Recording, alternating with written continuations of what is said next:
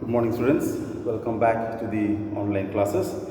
Today, I am going to take poem 6, Amanda. Okay, this will be the last, and from Monday onwards, we will have the revision for the periodic test. So, Amanda, the poem 6. So the written by Robin Klein. The central idea of the poem deals with the upbringing of a small girl, Amanda. It highlights the struggles faced by the child. Poet Robin Klein makes an important point that a child should never be denied freedom and space. Though it is parents who are responsible for proper upbringing of their child, but that should not make a child feel trapped. Here, Amanda is prepared to be acceptable in society, and this training needs her freedom to be cut short. Her imagination is not given enough space, thus making her so angry that she wishes to be an orphan. The continuous nagging, continuous fault finding has thus made her moody. So, this is a poem. Now, see, every parent wants their child to be a disciplined child, to be a good child, to be a child who obeys, who respects and listens to their parents. Because the parents are the first teachers of their child. So whatever the parents would do, or whatever the parents would ask, the child also learn from that. Okay, so we cannot say the child that you don't tell lies, and the parent will say the lie. So it won't be correct. The child will learn exactly what the parents would do. In the poem, Kevin also says the same thing. Kevin also says the same thing, that the upbringing of the child should be with respect, with freedom. Okay, the parents should give little space, little freedom to the child, so that they can know what good attitudes or what attributes are there with the child. So she wants little freedom. So the parents responsible for the upbringing of the child. As the parents behave, if the parents are very strict, then sometimes the child can become very rigid. Okay, the child could be sometimes go against in the home. The child may be very disciplined because parents are very strict fellows, and when the child goes out of the class, then out of the house, then the child behaves in a different manner. Okay, the child behaves in different manner. So that's the point, that the parents cannot, the child cannot have it. And then in the poem also, here the parents are always telling Amanda not to do this, not to do that. Be disciplined, be a good child every time, study every time. That type of nagging is there every time. Every time coming and telling her, and Amanda feels very lonely, and she imagines a life with full freedom and all. So she becomes very moody. If she feels, then only she does, otherwise she just leaves it. So that is a poem in Amanda, the poem Amanda. Let us see the poem read by stanza. Don't bite your nails, Amanda. Don't hunch your shoulders, Amanda. Stop that slouching and sit up straight, Amanda. In the above lines, Amanda is getting instructed, most probably by her parents, for biting nails and sitting lazily with her shoulders bent. The tone of instructions here is not a friendly one, and thus fails to make any sense to Amanda. The poet here focuses on the aspects related to the upbringing of a child and how parents go to any limit to bring proper sense to their child. Amanda is thus getting trained for the society she is a part of. The pressure of making oneself presentable to the society triumphs over every other behavior and manners. The last phrase or word, Amanda, is used with an exclamation mark, which shows the irritation and frustration of the parents. So we see that how parents start, don't bite your nails, don't hunch on shoulders and stop slouching and sit. So commanding, always finding some negativity in the child and telling, don't do this, don't do that. And the child is not at all interested. Now, parents are trying to teach the child how to live in society. Now, sometimes we know that some children have got the habit of eating nails wherever they are, whether they are in the school, whether they are in the family, whether they are in relatives' house, or any party or any marriage function. The people, those children, those who have got this habit, they unknowingly, they start eating in front of everybody. So it gives a wrong impression. Whose parents? That parents are not teaching the child in a proper way. They are not upbringing the child in a proper manner. That's the reason that the child is beating the nail. One thing. Second thing, child may be eating too much, taking lots of food and doesn't eat full and throws. Again, the parents will be questioned that you are not teaching your child in a proper manner. But it is not that every time. There is a way of telling to the children. Okay, if the child is eating the nails every now and then, tell him politely, make him understand. Now these days we have got lots of videos, okay, in the YouTube. Lots of videos are the YouTube. Children are eating the nails. What happens to their fingers? You can just open one of the videos and show the child. See, if you eat your fingers like this thing will happen. So the child will understand and he will have little fear, and slowly it will go gradually. Okay, gradually. If he sees, he may stop a little while. Again, because it's an unknowing incident. It's unknowingly it happens. So the child, if he's eating again, then we can remind him. See, the child that I shown to you. Immediately, the child will know and will stop. So we have to show that the children who don't eat the food, they leave the food or they throw the food. Take them to the orphanages and show the life of the orphanage people and tell them, see, these are the orphanage people, how much they are getting and what is their life. Or take them to the roadside, children those are living, show them how they are living. So child will learn how to not to throw the food, just finish it or take as much as I need it, and the child will learn. So in the last line, as the word exclamation sign is where the parents are very much irritated, frustrated. Sometimes we know parents definitely sometimes get irritated. These days you people are in the home having online classes. Your parents are always behind you. Take your book, take your copies, study this one, that one. So always nagging. So parent and child having little type of agitation, both of them. The parent also will shout. Sometimes the child also, out of anger, comes out. Not knowingly, purposely, unknowingly it comes out because he is holding that anger, but sometimes just bursts out. Okay, not because he doesn't love his parents. No, it happens naturally.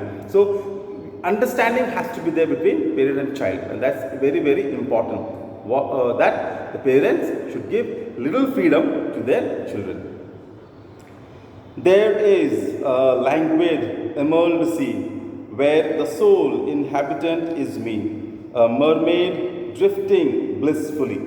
Now, it is to be noted that the above lines are given within brackets.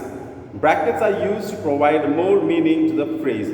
Here the poet uses it to present the imagination of the little girl, the free flow of pure thoughts.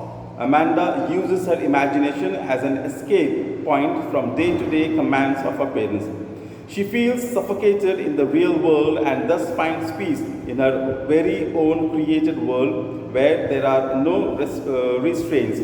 She imagines herself to be a joyful mermaid sailing without any confines alongside soft waves of the green sea.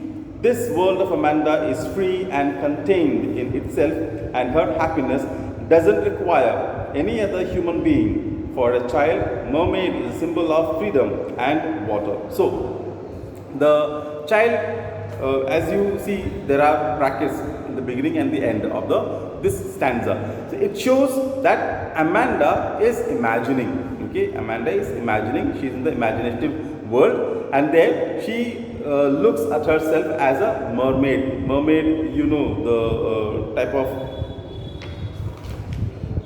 an imaginary sea creature having a woman's head and a body with a fish tail instead of legs. So that is a mermaid. So you know it.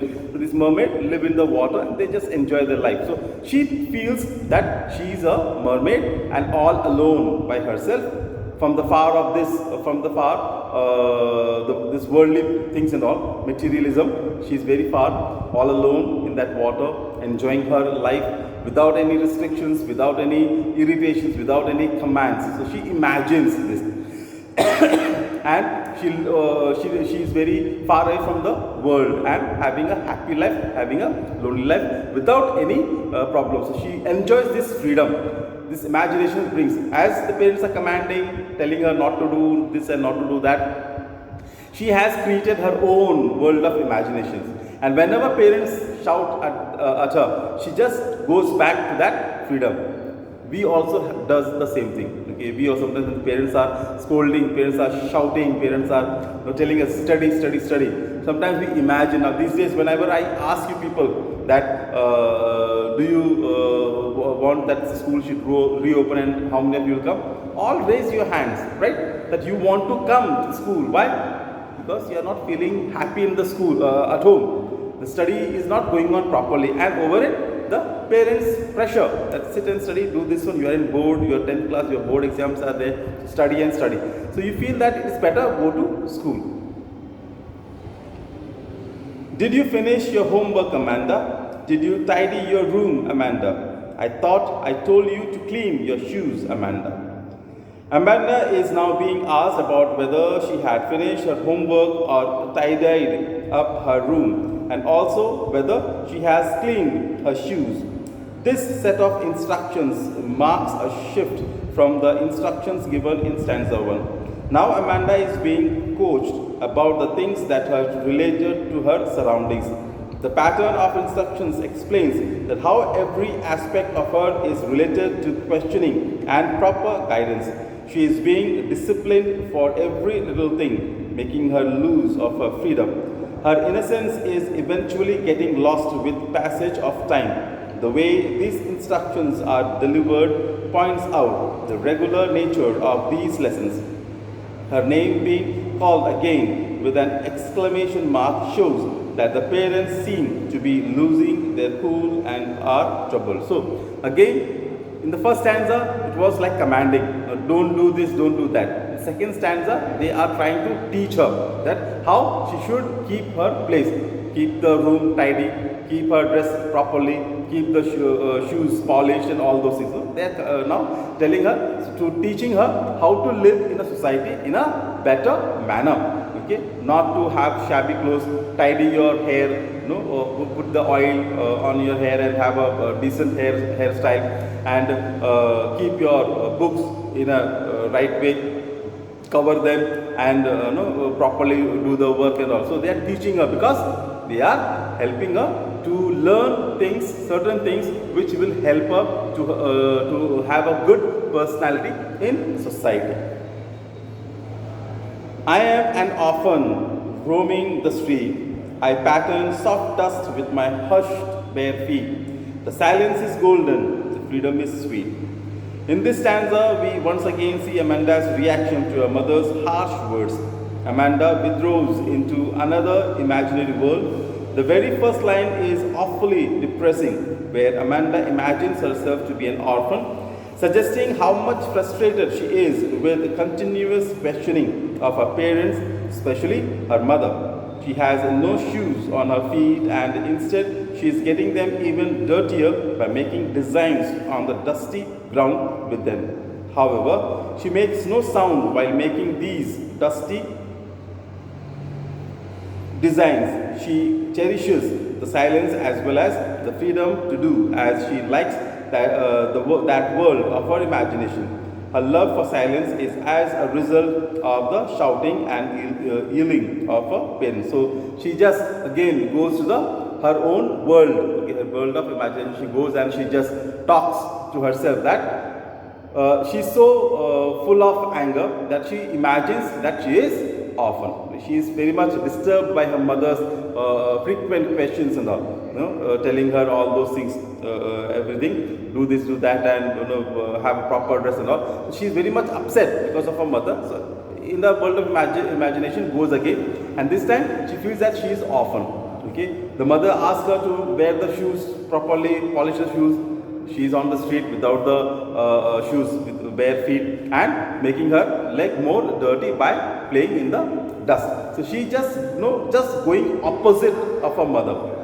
Mother is trying to command her, tell her to behave properly, have a decent life, have a decent dress and proper shoes and all. She just going again. She just want to have her own freedom. Okay, she want to live as she feel like, and mother wants her to live as mother like. That means curtailing her freedom.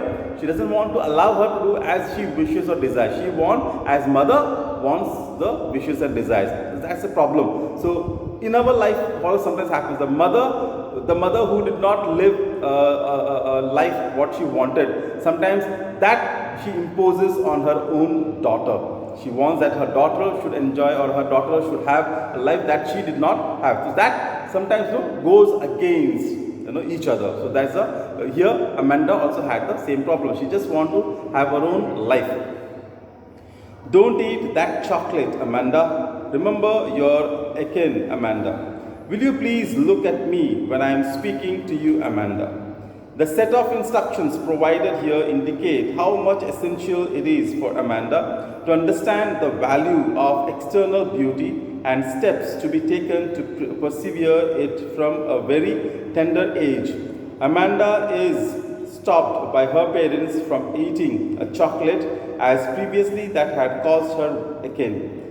Here we see how a child is made conscious of a natural experience such as akin. However, Amanda is still lost in her own thoughts and doesn't care enough to look up to her scolding parents.